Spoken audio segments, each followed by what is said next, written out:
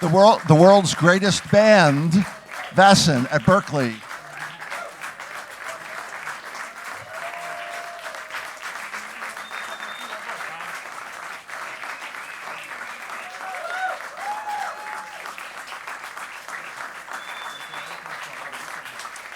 Thank you.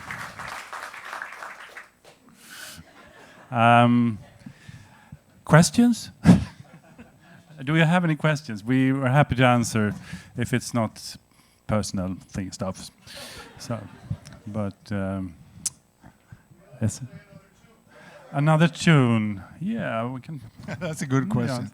Yeah. Do you play another tune? Just to give yourselves a second to cool down before you go back into playing amazing tunes. You guys have been playing together for 30 years, and you were already unbelievable 30 years ago. I thought it might be good for you to talk about how you arrange these tunes, what comes naturally and easily now, what still takes work, various influences. I'm sure these are all things that people are thinking about that you guys take for granted, but we don't know.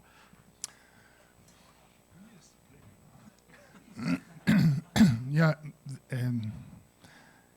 Of course, there could be things that could be taken for granted after 30 years. That's, how you grow together in a marriage without counseling. You learn how to sort of play with the field you're given, or given yourself, probably. So, it's pretty obvious that we have a melody carrying instrument in the nyckelharpa, basically. That doesn't mean he always carried the melody, though. But that's sort of how it started. It started with the traditional way of playing tunes, and then we grew into making our own tunes based on that foundation, like many bands do in this genre, or whatever to call it. Struggle.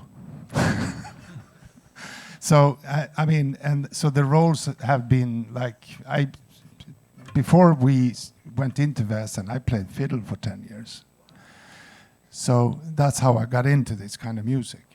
And I played the guitar. It's very strange. No, you did not.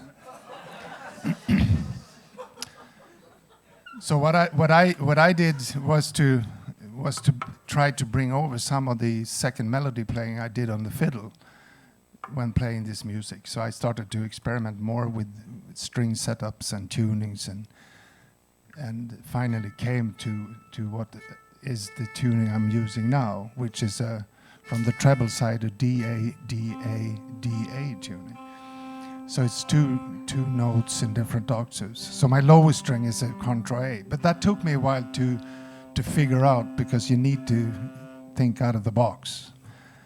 And occasionally I can do that, but it takes some, it's kind of painful before you reach the point where, okay, it seems natural now, but with all due respect for the guitar and everything, I ripped some strings off and put some others on. And that made me also use, the instrument idiomatic things that I did on the fiddle easier.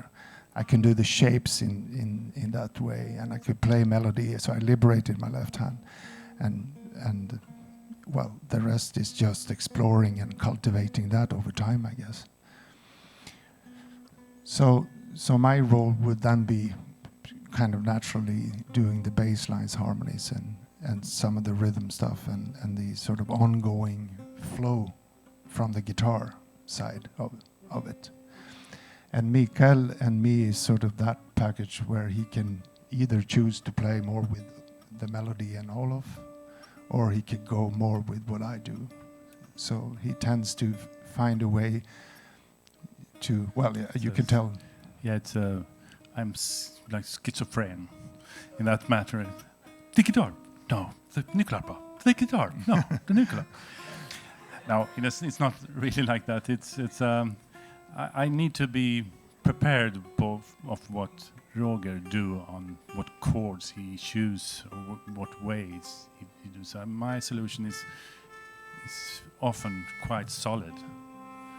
So I can Solid, it's that not sensitive. That's thank you, Olof. It's solid. It's Same not thing. sensitive. In Sweden. And, solid in that way that Roger can have his space, his freedom, and me too, actually.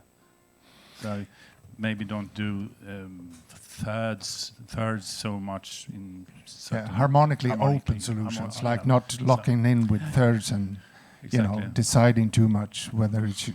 So many of the parts is that we do is actually improvised. And that even if it's that sounds terrible.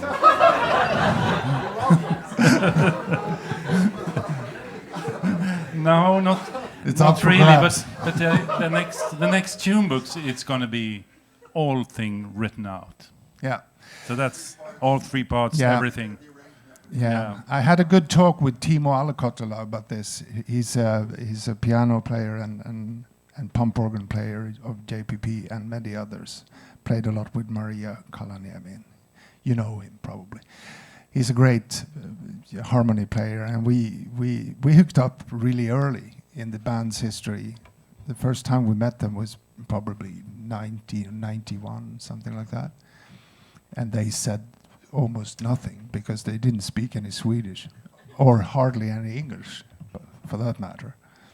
So he said, "Best music whole world."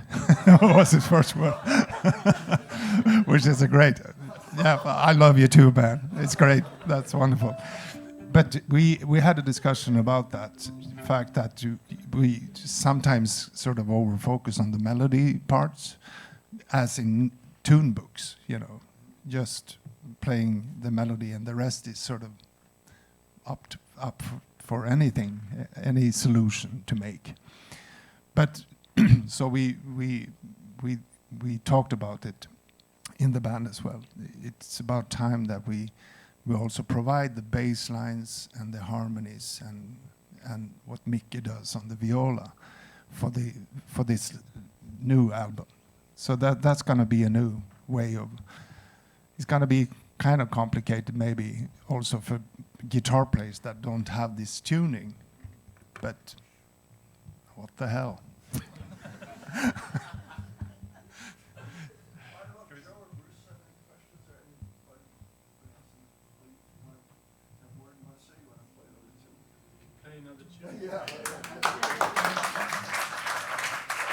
Thank you, guys.